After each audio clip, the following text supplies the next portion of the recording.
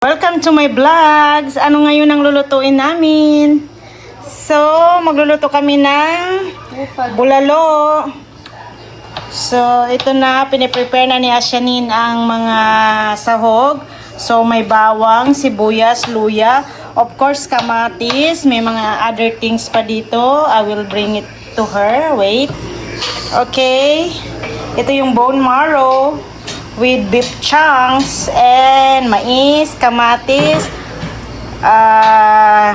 ano ba ito tawag dito? Siling green sa labuyo. And then, yung gulay na ilalagay, sitaw, repolyo, cabbage, kalamansi, pag kinain na. So, ito na. Siyempre, hindi mawawala ang sibuyas dahon. Natin ng luya, guys. Landscape, ah. Okay, next is himay-himayin natin yung bulalo. Nabili ko to sa KCC. Siguro mga worth ito mga 400 plus. Kasi itong kwan, hindi naman to na 1 kilo. Itong tuhod ng beef. So, bulalo. So, ito, ihimay-himay lang natin bago natin ilagay doon sa kaldero. Pinapakuluan ko na yon. Nilagyan ko ng asin. Ito, nilagay ko ang asin. Yes, asin. Tapos, pinapakuluan. Then, once natapos ko na to, isa-isa ko silang ipupunta doon. So, yan. Next, hintayin natin magkulo.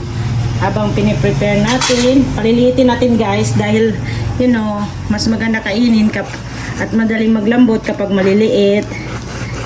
Yes. Hi, Zara! Welcome to my vlog, Zara. Yan, may asin yan guys. Then, nalagyan ko ng paminta maya-maya. Lagyan mo ng paminta. Asin na mamaya. Okay na. Okay na. Natin. Mga gulay. Napakasarap nito guys. Kaysa mag-order tayo sa mga restaurant, ang mahal pa naman ito, 100 plus per order, per serving. Eh, why not we make our own bulalo? Healthy na. Sigurado ka pang malinis. So, ito guys, yan. Kailangan natin yan putulin guys. Nakita niyo yung bulalo, bone marrow. Yan, rich in collagen yan guys. Okay. So, ito na guys. Ang hirap niya. Ang hirap niya slicein. Kasi ewan ko ba itong mga kutsilyo nila. Mga mapurol. Okay. Ground pepper. Lagyan.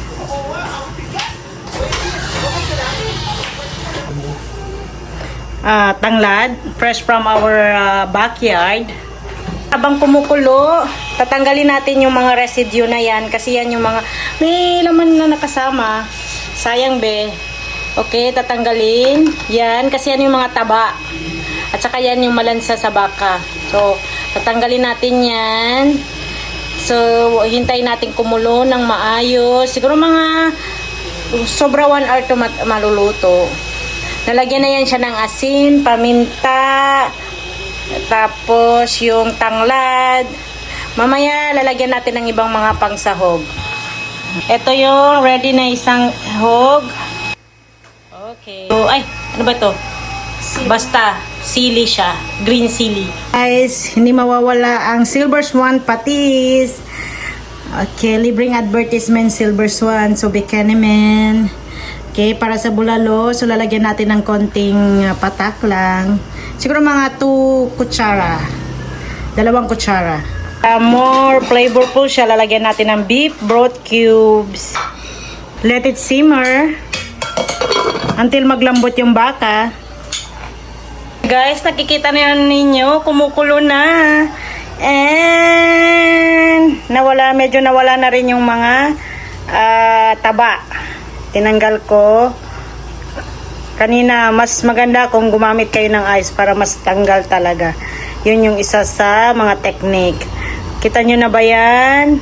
So, siguro mga 40 minutes natin to siyang papakuluan. Asa na ba yung mga bone marrow? Excited na ba kayo guys? Medyo magulo lang yung tanglad kasi hindi masyado natali na ni Asyanin. Diba? Nakita nyo? Nakikita nyo yung bone marrow, guys? Okay guys, 30 minutes na po natin sila pinapakuluan. So mamaya titignan natin kung malambot na ba. Kasi dapat at least 40 minutes para mas lalong manuod siya. So nakita nyo naman, parang sarap. Okay, the bone marrow is ready. So mamaya na natin ilagay ang gulay. Tsaka yung sili. Pati yung mais. Okay? Another 15 minutes, guys. 0.5 man. 0.5. 1, 2, 3. Okay, after 45 minutes, ilagay na natin ang mga mais. Mais, guys. Mais. Mais. Pero baka wala na silang masakyan. Magpunta na lang sila na maaga. Simupunta na lang sila na maaga. Okay, guys. And syempre, lagay na, magpo ng sultong ko, guys. So, masyadong mainit, guys. Okay. Okay. Sige, ganyan na. Mukhang masarap na siya, guys. Malambot na kaya. Kaya na medyo malambot na. So, mas lalo siyang lumambot, guys. Mamaya, pag naluto na, tatanggalin natin itong mga tanglad. Okay. So, ipapakulo pa natin siya ng another 15 minutes. Okay. Then, next is yung gulay. Pero later na. Later. Okay, nalagay na po guys ang gulay, sitaw at saka cabbage. Actually, luto na talaga siya guys. Ang lambot ng karne. Sarap. So, pag once nalagay na natin ang gulay, huwag na masyado natin siyang, pwede na natin siya patayin kasi dapat light cook lang to siya. Para mas lalong healthy. Oh guys, oh.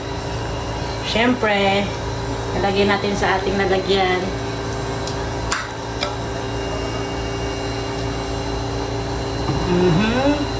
Look at that.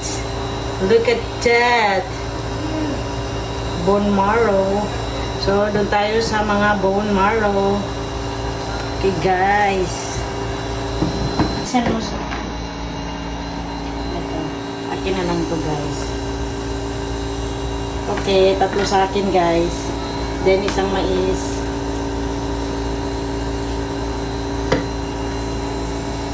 Lagyan natin ng maraming sabaw. Okay. Ano ba to? Chili garlic. Chili garlic. Ito na to guys.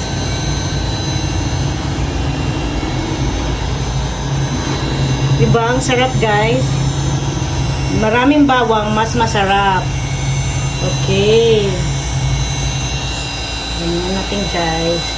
Okay, then lagyan natin ng kalamansi.